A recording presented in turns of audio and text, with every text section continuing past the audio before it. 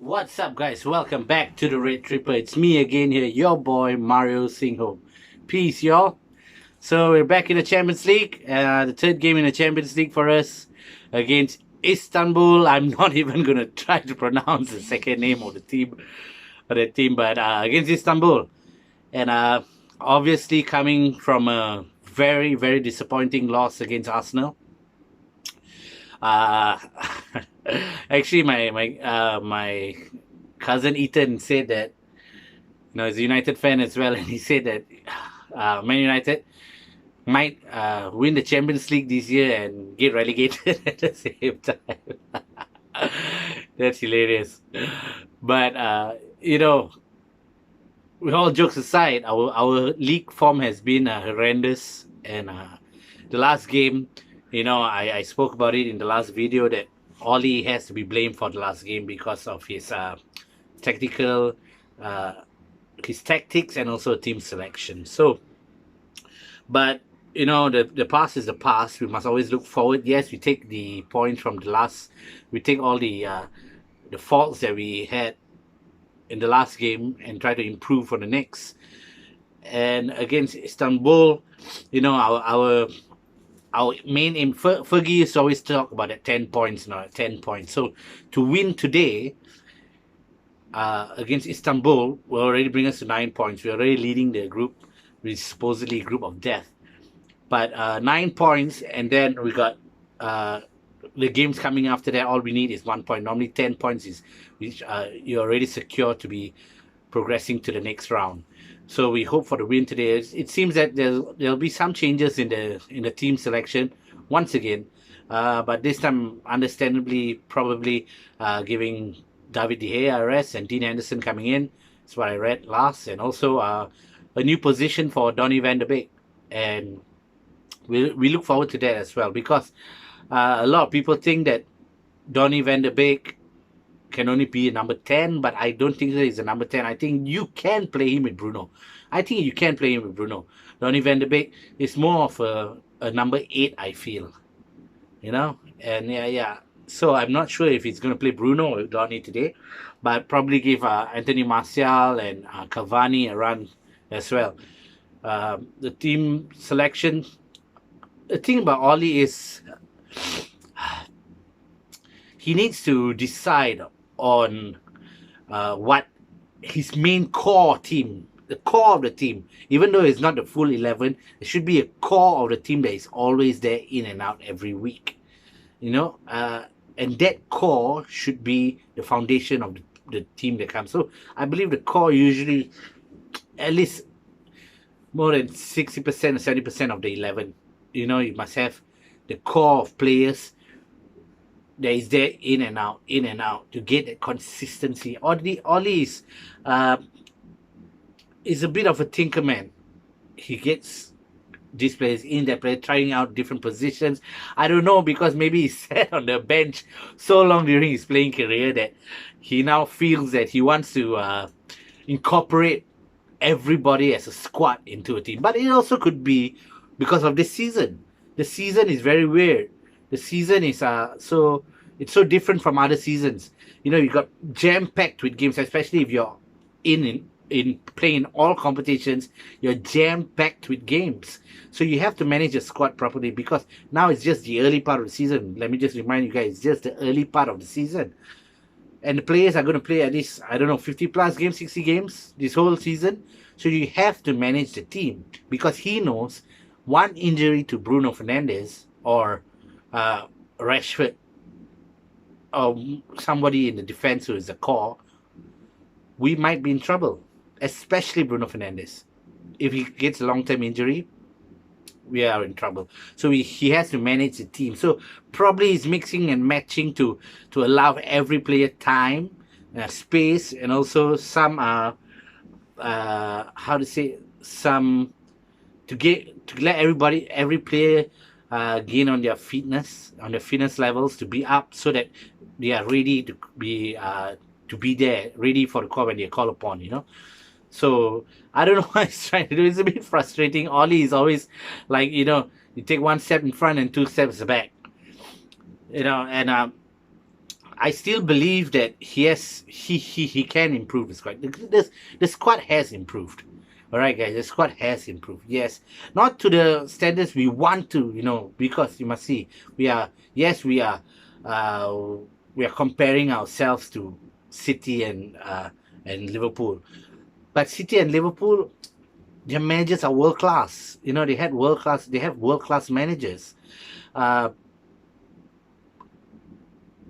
and I know some may say that, on Pochettino was uh, on Sky Sports, I think, speaking to Jamie Carragher. Some would say that, that's our next manager, that Pochettino knows United. But I come to a point that Darren Bent, former Spurs striker, said that he said Pochettino is not a world class manager. He's not in the same frame as a Pep or a Klopp.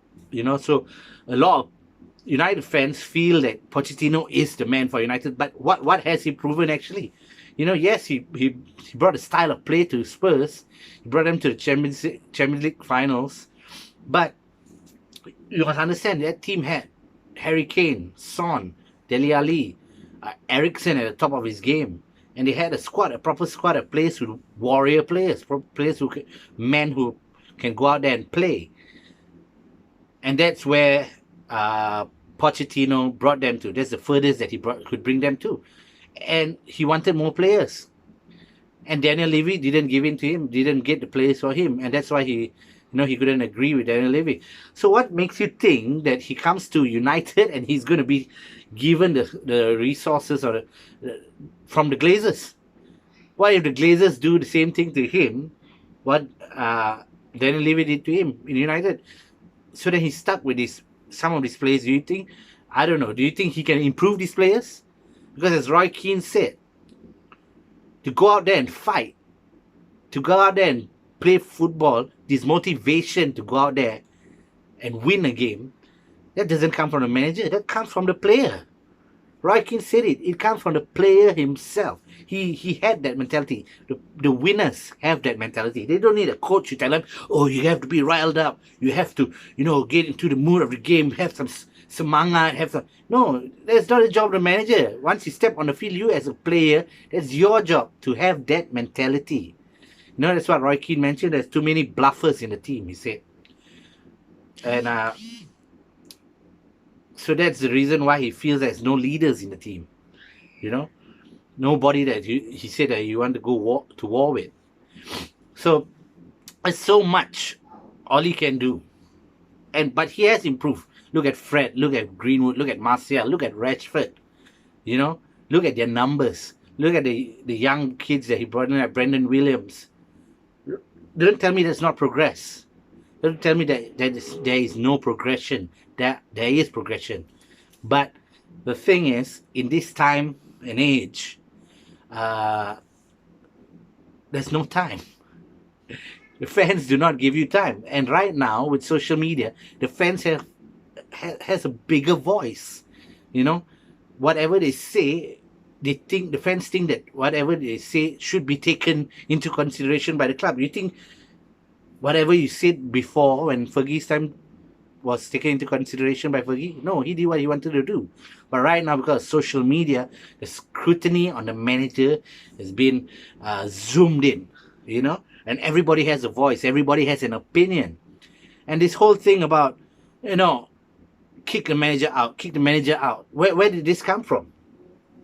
It came from the Arsenal guys, AFTV, with Wenger in, Wenger out, and then it kind of grew to this cultural thing in football where it's either your manager is either in or out.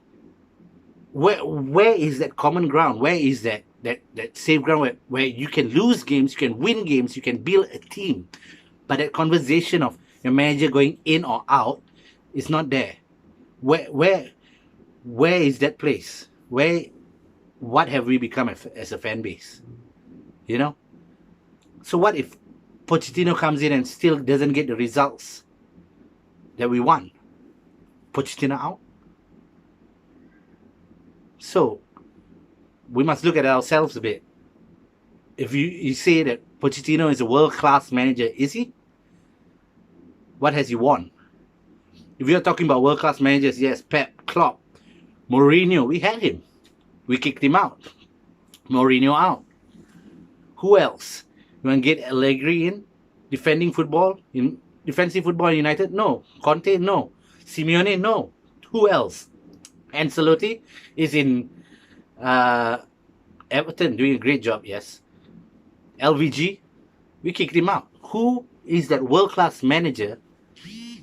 Thomas Tuchel? Look, we set him down. United beat PSG. Leipzig's coach, we set him down.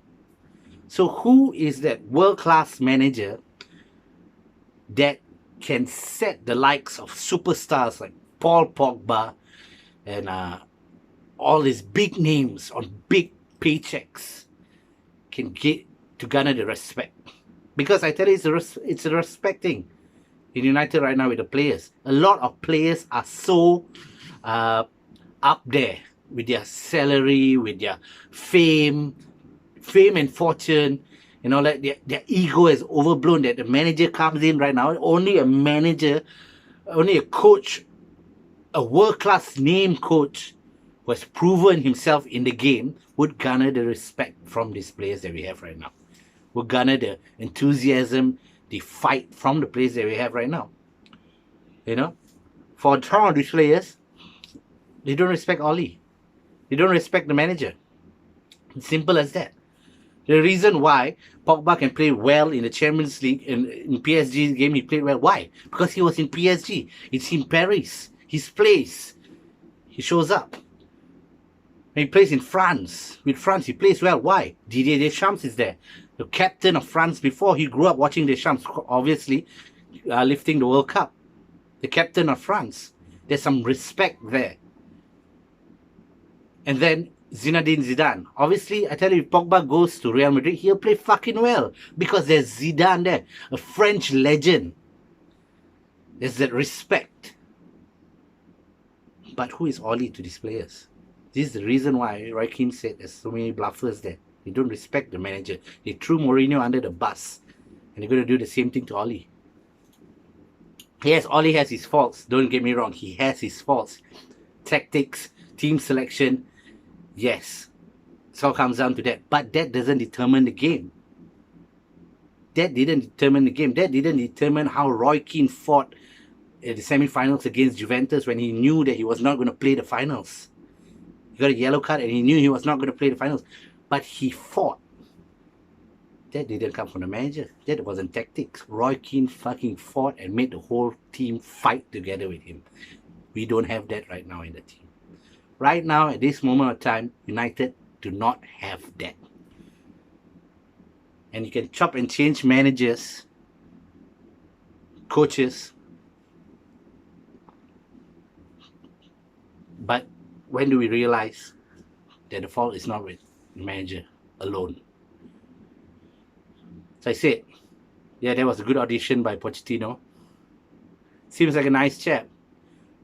But do you think he can garner the same respect as a world-class manager to these players? Do you think he can garner the amount of respect that is needed to lead these players? Do you think he's that big of a name? I don't know. But for me, I'll give Oli time. I'll give Oli as much time as he needs, provided that there is more progression along the way. Yes, our league form is terrible. That's definitely we have to work on that. And I say, if Oli doesn't realize his mistakes, he's digging his own grave. He is digging his own grave, and at the end of the day, we know whose head will be cut. They will not let go their star players. They will not sell out the star players. No. Shirt salesman. The one who got to go will be the manager. And then we are back in the cycle. We have no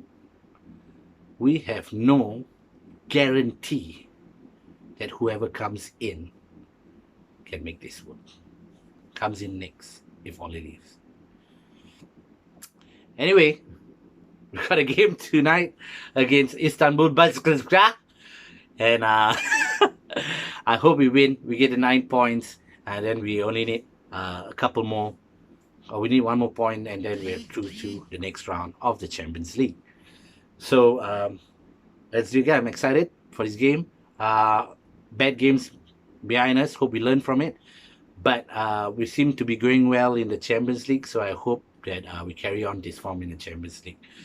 And let's do it. Let me know what you guys think. What do you think of Poch? Did you watch it in Sky Sport? What do you think that he can bring to the squad? Do you think he can garner the same respect? Not the same respect, the respect that is needed from these players?